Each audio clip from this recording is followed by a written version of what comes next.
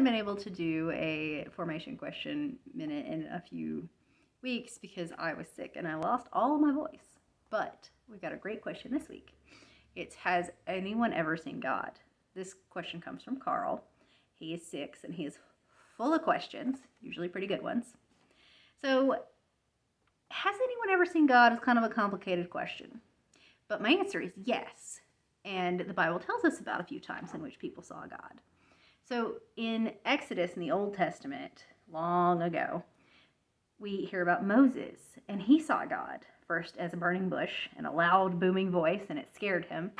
And then later, he had conversations with God. God gave him the 10 Commandments, and he came back down from the mountain. But it tells us that he couldn't look directly at God, because God is such a big presence, such a big light.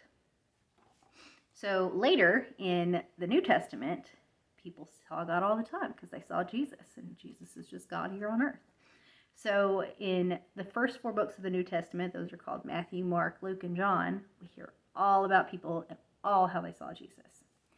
Now, in a more modern context, there are people that have said that they saw God, and who are we to say that they didn't? So who knows? Maybe.